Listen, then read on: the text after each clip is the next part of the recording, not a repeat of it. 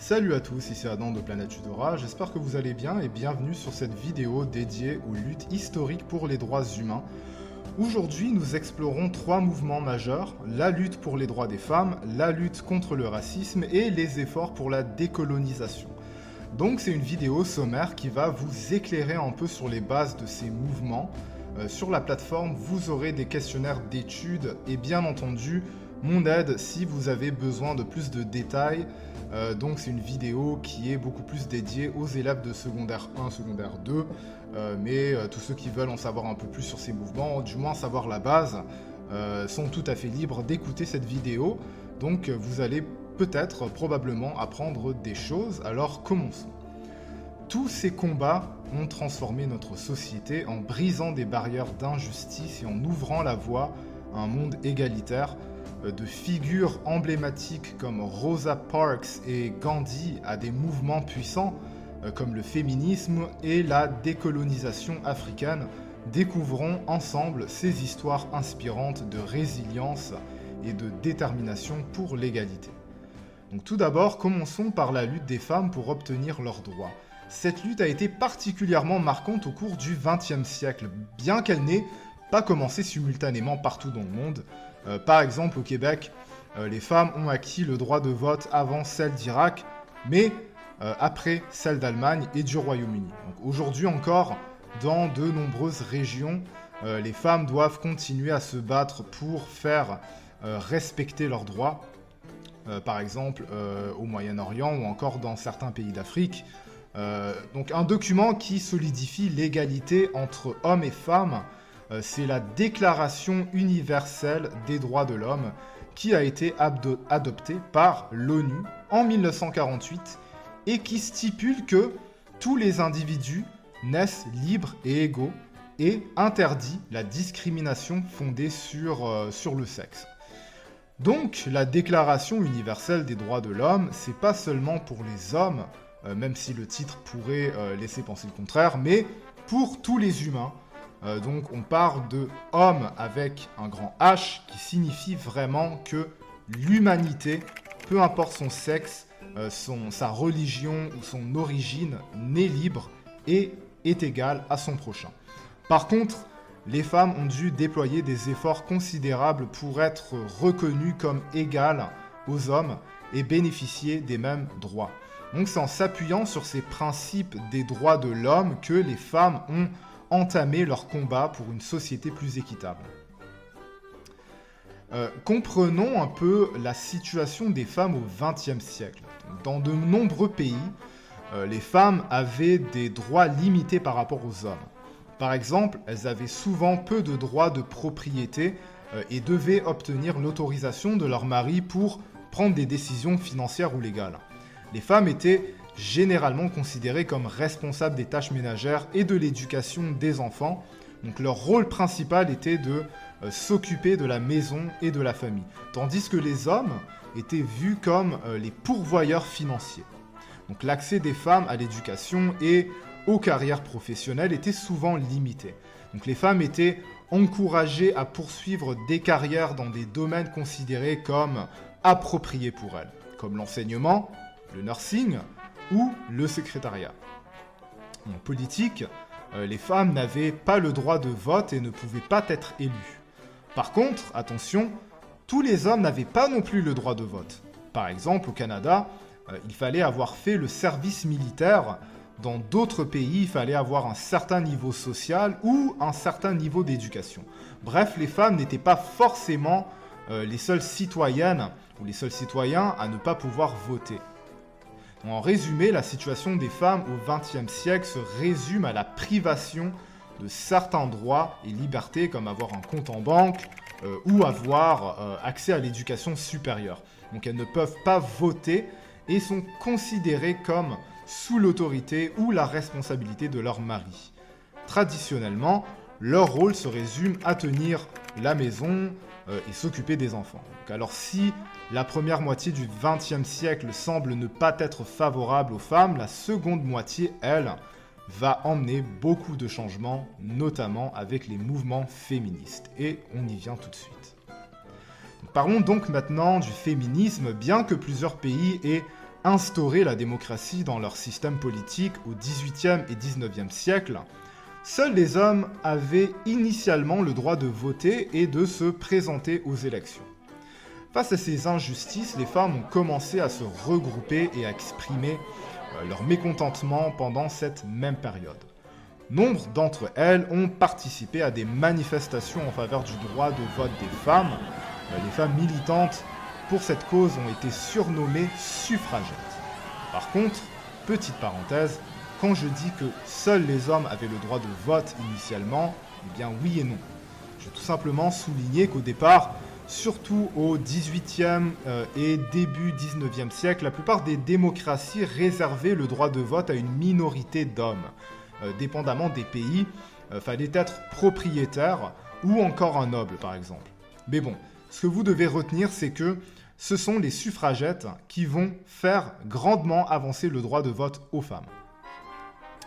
Mais c'est quoi une suffragette? Alors, une suffragette, c'est une femme militante qui, au début du XXe siècle, a fait campagne activement pour obtenir le droit de vote pour les femmes, souvent en participant à des manifestations, des actions directes et des mouvements de protestation.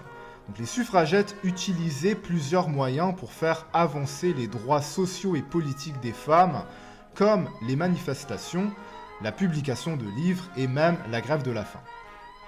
Donc voici quelques féministes, quelques importantes femmes qui ont œuvré pour le droit des femmes. Il y a Simone de Beauvoir déjà. En 1949, on a l'auteure française Simone de Beauvoir qui a publié Le deuxième sexe. Dans cet ouvrage, elle affirme essentiellement que les femmes sont égales aux hommes et critique les règles et les lois discriminatoires en place dans nos sociétés, appelant à leur modification. Donc son livre est devenu une source majeure d'inspiration pour les prochaines féministes après elle. Ensuite, on a Marie Lacoste Guérin-Lajoie. Donc on a la suffragette Marie Lacoste qui milite pour les droits des femmes en fondant la Fédération nationale Saint-Jean-Baptiste. Elle a notamment déclaré que le mariage conduit à la mort légale de la femme. De plus, elle s'engage également dans la lutte pour le droit de vote des femmes. En troisième, on a Thérèse Casgrain qui est célèbre pour avoir mené la lutte pour le droit de vote des femmes au Québec, un objectif qu'elle a vu se réaliser en 1940. Par la suite, elle fonde la Fédération des femmes du Québec, donc le FFQ, pour défendre les droits des femmes québécoises. Donc elle a terminé sa vie en tant que sénatrice au Parlement canadien. Alors petit quiz très court sur ce qu'on vient d'apprendre sur nos trois féministes. Première question. Quelle auteure française a publié Le deuxième sexe en 1949, affirmant que les femmes sont égales aux hommes et critiquant les lois discriminatoires? A. Simone de Beauvoir. B. Marie Lacoste Guérin-Lajoie. C. Thérèse Casgrain. Alors, l'auteur de Le deuxième sexe en 1949, c'est Simone de Beauvoir, donc la réponse. Question 2. Quel féministe a mené la lutte pour le droit de vote des femmes au Québec, un objectif atteint en 1940? A. Simone de Beauvoir. B. Marie Lacoste Guérin-Lajoie. C. Thérèse Casgrain. Alors, celle qui a mené la lutte pour le droit de vote des femmes au Québec, c'est Thérèse Casgrain, donc la réponse C. Question 3. Qui a fondé la Fédération nationale Saint-Jean-Baptiste et a déclaré que le mariage conduit à la mort légale de la femme? A. Simone de Beauvoir. B. Marie Lacoste Guérin-Lajoie. C. Thérèse Casgrain. Donc celle qui a fondé la Fédération nationale Saint-Jean-Baptiste et qui a déclaré que le mariage conduit à la mort légale de la femme, c'est Marie Lacoste Guérin-Lajoie, donc réponse B. Alors maintenant, bien entendu, à l'époque, on a des opposants féministes. La lutte des militants pour les droits des femmes a été marquée par de nombreux défis. Donc les autorités ont souvent utilisé la répression pour tenter de mettre fin aux actions de désobéissance civile des suffragettes. En conséquence, certaines militantes ont été arrêtées, emprisonnées et parfois même torturées pour leurs convictions. Par exemple, en 1909, en Grande-Bretagne, lors d'un affrontement avec la police, 80 militantes ont été emprisonnées. Pour protester, elles ont entamé une grève de la faim, mais les autorités britanniques ont réagi en les nourrissant de force. Malgré tout ça, ça n'a pas empêché les féministes d'obtenir des avancées significatives. Les femmes ont acquis de nombreux droits dans la deuxième partie du XXe siècle, excusez-moi. Donc voici un tableau illustrant les principaux acquis des féministes au XXe siècle. Donc je vous laisse mettre sur pause. Donc maintenant, il n'y a pas que la situation des femmes qui s'est améliorée durant le XXe siècle, mais aussi la position des minorités. Donc la lutte pour les droits des Noirs a pris son essor dans la seconde moitié du XXe siècle, marquée par la création d'associations antiracistes qui ont transformé les valeurs sociétales. Aux États-Unis, ces changements ont été particulièrement significatifs au milieu du siècle. En Afrique du Sud plutôt, les progrès majeurs n'ont eu lieu qu'à la fin du XXe siècle. De nos jours, le racisme persiste encore dans beaucoup de régions du monde, comme en Asie, au Moyen-Orient ou encore en Afrique, pour ne nommer que ces trois régions. Donc, de nombreux groupes continuent encore de travailler quotidiennement pour créer une société plus équitable et moins raciste. En 1948, l'Organisation des Nations Unies a proclamé que tous les êtres humains possèdent des droits fondamentaux, officialisés dans la Déclaration universelle des droits de l'homme. Donc ce document affirme que tous les êtres humains naissent libres et égaux en dignité et en droit, et que tout individu a droit à la vie, à la liberté et à la sécurité de sa personne. Donc ces principes ont été des piliers pour les militants luttant pour les droits des Noirs, les guidant dans leur combat contre le racisme. Aux États-Unis, et pas seulement là-bas, mais surtout chez eux, on a eu un phénomène qui s'appelle la ségrégation. La ségrégation, c'est la séparation systématique des personnes en fonction de critères tels que la race, l'ethnicité ou la religion, dans divers aspects de la vie quotidienne, comme les écoles, les transports, les logements et les lieux publics. Donc c'est une pratique qui vise à maintenir la domination d'un groupe sur un autre, entraînant souvent des inégalités et des discriminations. Donc on va voir notamment quelques exemples aux États-Unis de l'époque. En effet, au début du XXe siècle, la vie des Noirs aux États-Unis est marquée par la ségrégation raciale, héritage de l'esclavage. Donc ils sont forcés de fréquenter des lieux publics séparés des Blancs, comme les restaurants et les écoles. Ils doivent s'asseoir à l'arrière des bus, utiliser des toilettes séparées et prier dans des églises distinctes. Donc le non-respect de ces règles peut entraîner des peines sévères, voire même la mort. Donc cette période souligne la dure réalité de l'injustice raciale subie par les Noirs à cette époque. Au début du XXe siècle, les Noirs américains subissent non seulement la ségrégation, mais aussi une discrimination flagrante. La discrimination, c'est quoi ? C'est le traitement injuste ou défavorable d'une personne ou d'un groupe en raison de caractéristiques telles que la race, le sexe, l'âge, la religion ou l'orientation sexuelle, entraînant des inégalités et des désavantages dans divers aspects de la vie. Par exemple, une forme de discrimination aux États-Unis envers les Noirs à l'époque, c'est de difficilement trouver un emploi, parce que de nombreux employeurs refusent de les embaucher. De plus, des groupes racistes comme le Ku Klux Klan les intimident, aussi appelé le KKK. Ce groupe secret extrêmement raciste menace les Noirs de mort et passe malheureusement de la parole aux actes, perpétrant des violences et des meurtres. Au même moment, en Afrique du Sud, la population noire subit l'apartheid, donc un régime raciste instauré en 1948 qui restreint sévèrement les droits et libertés.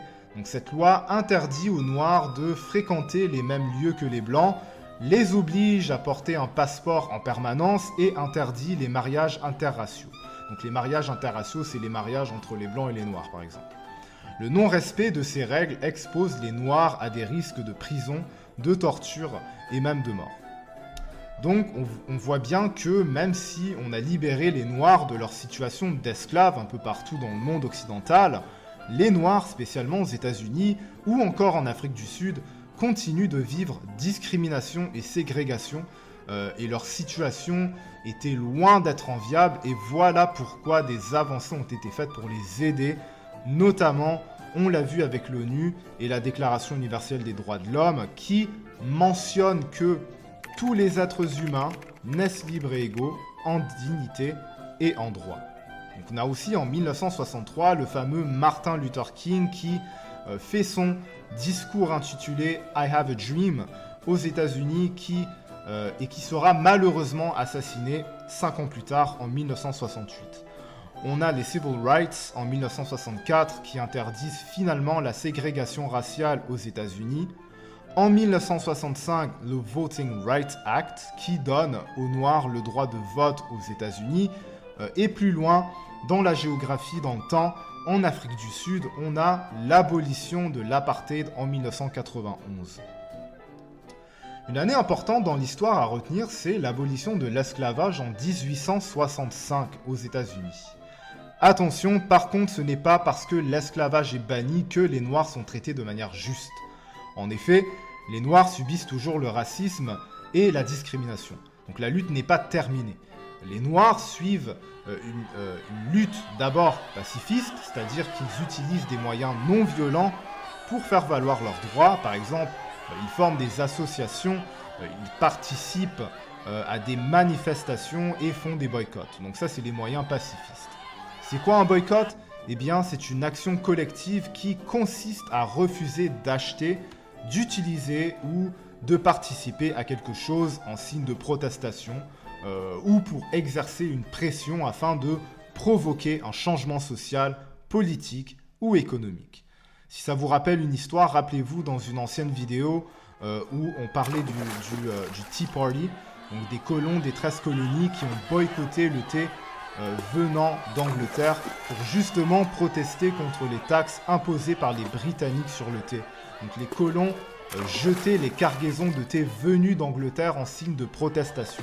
Eh bien, les Noirs, eux, aux États-Unis, ont décidé de boycotter le transport en commun de la ville de Montgomery en Alabama en 1955. Rappelez-vous qu'on avait parlé de ségrégation, c'est-à-dire qu'on séparait, qu'on excluait les Noirs de certains lieux publics fréquentés par les Blancs, notamment les transports en commun, où les Noirs étaient forcés de s'asseoir à l'arrière des bus. En Afrique du Sud, c'était pas mieux. À la même époque, après des tentatives pacifiques pour obtenir leurs droits, les militants noirs ont adopté des méthodes un peu plus radicales, donc y compris la violence, pour défendre leur cause. En 1976, à Soweto, des policiers ont tiré sur des manifestants, déclenchant une émeute où des dizaines de personnes ont été tuées. On voit d'ailleurs une image tirée de l'émeute de 1976 à Soweto. Tout comme les féministes pour la lutte des droits des femmes, comme Simone de Beauvoir, Marie Lacoste-Guérin-Lajoie, Thérèse Casgrain, on avait aussi des personnes importantes qui ont lutté contre le racisme. On a notamment un nom important aux États-Unis qui est Rosa Parks, figure emblématique de la lutte contre la ségrégation raciale aux États-Unis. Le 1er décembre 1955, elle défie les lois raciales en s'asseyant à l'avant d'un bus réservé aux Blancs et refuse de céder sa place à un homme blanc. Son arrestation et amende qui s'ensuivent déclenchent le boycott des bus de Montgomery mené par Martin Luther King. L'acte courageux de Rosa Parks donne un nouvel élan à la lutte contre le racisme aux États-Unis. Alors imaginez, l'action de Rosa Parks possède une force symbolique et psychologique immense. En refusant de céder sa place à un homme blanc dans un bus, elle a défié publiquement les lois de ségrégation raciale, ce qui a symbolisé le refus de se soumettre à l'injustice que les Noirs vivaient à l'époque. Psychologiquement, son acte a montré que chaque individu pouvait avoir un impact de changement. Ce geste a inspiré des milliers de personnes à se mobiliser et à renforcer le mouvement des droits civiques, démontrant le pouvoir de la résistance pacifique et individuelle face à l'oppression systémique. Et voilà pourquoi Rosa Parks est une figure vraiment emblématique. C'est pas juste pour une histoire de s'asseoir en avant d'un bus, mais il y a beaucoup plus en arrière de ce geste. Tout aussi emblématique, on a Martin Luther King. Donc Martin Luther King, c'est d'abord un pasteur baptiste afro-américain. Il est renommé pour son militantisme non violent en faveur des droits civiques des Noirs aux États-Unis. Il a organisé et dirigé de nombreuses actions pour défendre le droit de vote, la la déségrégation et l'emploi des minorités ethniques. Donc son discours emblématique « I have a dream », prononcé le 28 août 1963 devant le Lincoln Memorial à Washington, est devenu légendaire. En 1964, il reçoit le prix Nobel de la paix, devenant ainsi le plus jeune lauréat de cette prestigieuse distinction. Plus loin, on a Nelson Mandela, figure importante de la lutte contre l'apartheid en Afrique du Sud, qui a consacré sa vie à défendre des droits des Noirs en prônant la non-violence. Devenu le premier président noir de l'Afrique du Sud, il a marqué l'histoire politique. Malgré son engagement pacifique, il a été emprisonné par les autorités sud-africaines pendant plus de 20 ans, subissant des violences physiques et psychologiques. Donc même derrière les barreaux, Mandela est devenu un symbole mondial de la lutte contre le racisme, personnage fascinant et franchement inspirant, étant donné que même quand les autorités sud-africaines ont pensé faire taire son influence en le mettant en prison, eh bien, ça n'a fait que l'effet contraire en le mettant d'office au rang de légende. Bien entendu, tout comme contre le féminisme, on avait aussi des opposants à la lutte contre le racisme. Il faut savoir qu'il existe deux types d'opposition à la lutte contre le racisme. Premièrement, la répression.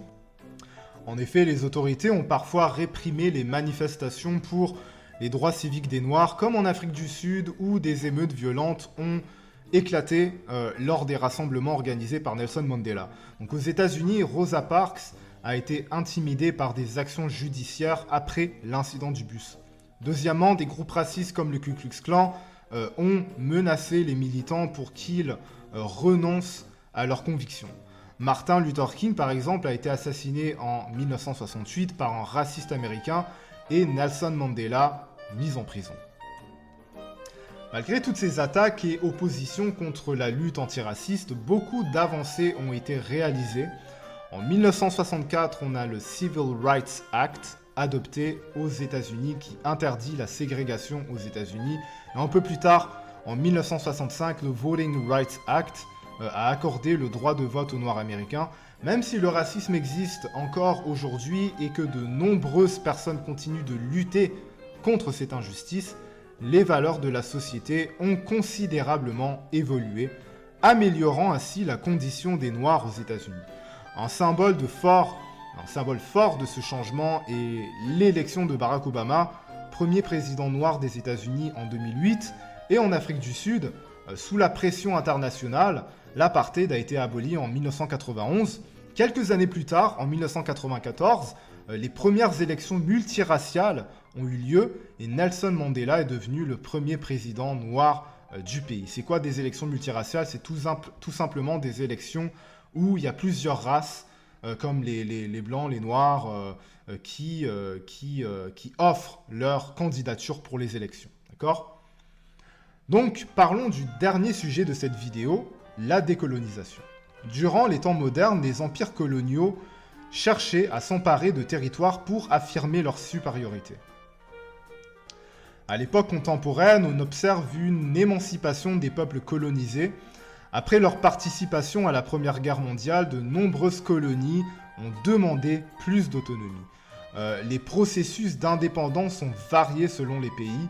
L'Inde et le Pakistan ont proclamé leur autodétermination en 1947, tandis que la Namibie, dernière colonie africaine, a obtenu son indépendance en 1990, marquant la fin de cette période de décolonisation. Après la Deuxième Guerre mondiale, de nombreux territoires coloniaux restent sous la domination de leur métropole, mais plusieurs colonies commencent à réclamer leur indépendance. Elles exigent le droit à l'autodétermination et à la souveraineté, aspirant à devenir des pays autonomes. Ces demandes sont fondées sur les principes de liberté et d'égalité inscrits en corps dans la Déclaration universelle des droits de l'homme, légitimant donc leur quête d'indépendance.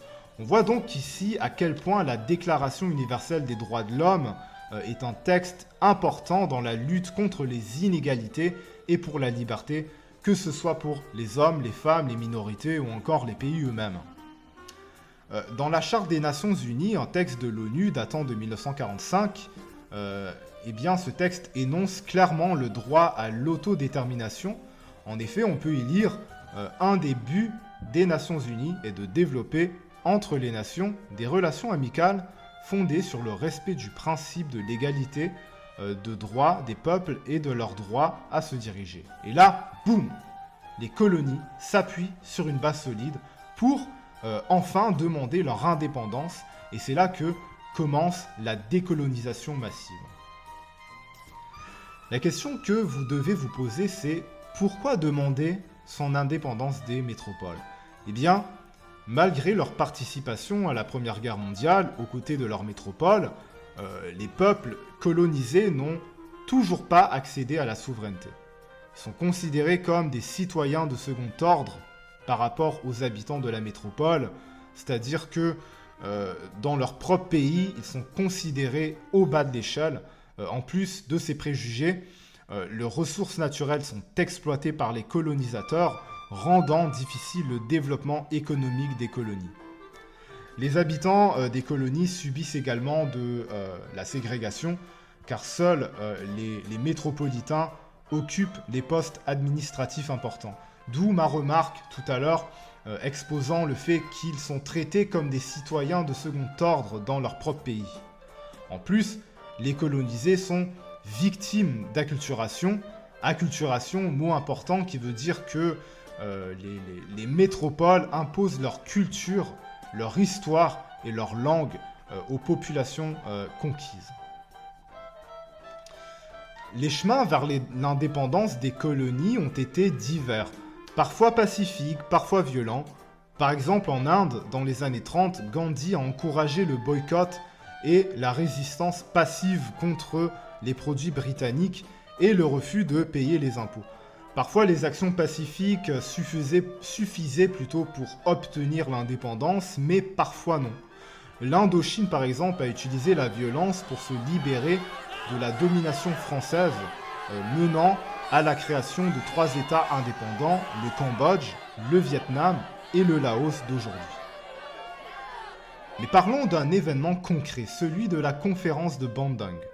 En 1955, des représentants de 29 pays africains et asiatiques se réunissent à la conférence de Bandung. Ces nations ayant toutes subi le colonialisme font face à des défis économiques majeurs. Bien que leur population représente la moitié de la population mondiale, leur économie ne constitue que 8% de la richesse mondiale.